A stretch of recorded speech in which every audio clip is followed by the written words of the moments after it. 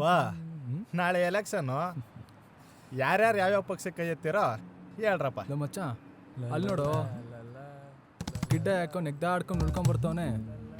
ಬರ್ಲಿ ಬರ್ಲಿ, ಅವನು ಯಾರಿಗೆ ಓಟ್ ಹಾಕ್ತಾನೆ ಕೇಳೋಣ.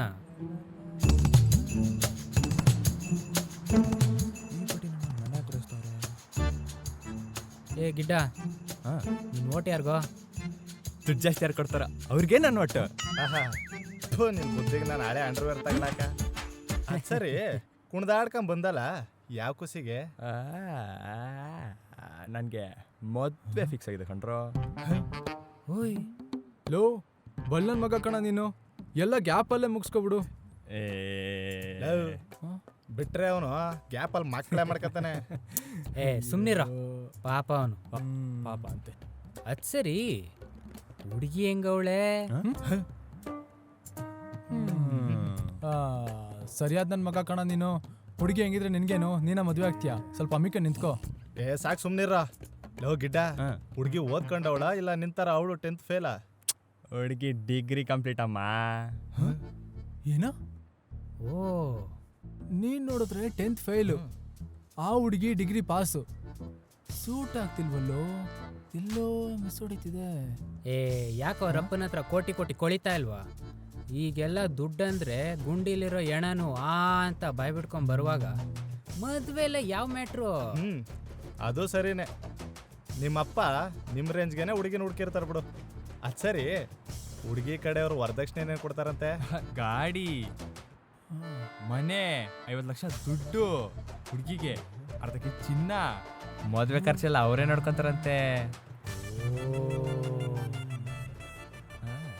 ಮಚ್ಚ, ನಂಗೆ ಒಂದೇ ಒಂದು ಡೌಟ್ ಐತೆ, ಅದನ್ನ ಮಾತ್ರ ಕ್ಲಿಯರ್ ಮಾಡ್ಕೊಬಿಡ್ತೀನಿ.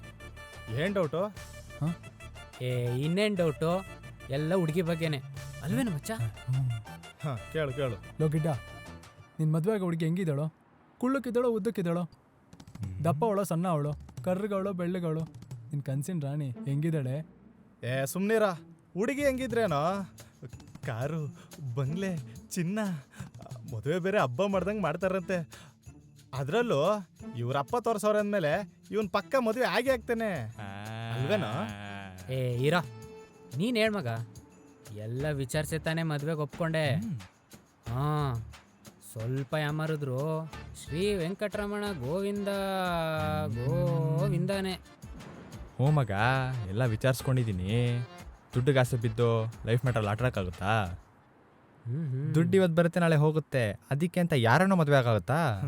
ಅಲ್ಲ ಮಗ, ನಿನ್ನ ಲೈಫ್ ಮ್ಯಾಟ್ರು ಅಂತ ಹುಡುಗಿ ಬಗ್ಗೆ ಇಷ್ಟೆಲ್ಲ ವಿಚಾರಿಸಿದ್ದೀನಿ ಅಂತ ಹೇಳ್ತಿದ್ಯಾ.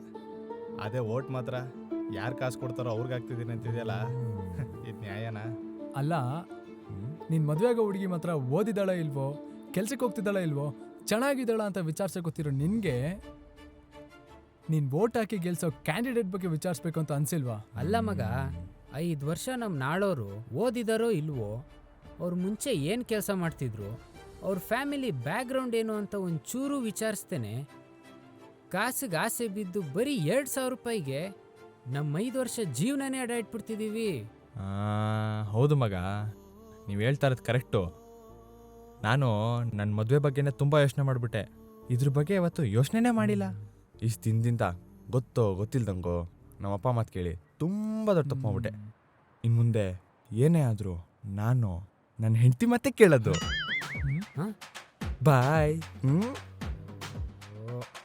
ಇಂಥವ್ನಿಗೆ ಎಷ್ಟು ಹೇಳಿದ್ರು ಬುದ್ಧಿ ಬರಲ್ಲ. ಕ್ರಿಕೆಟ್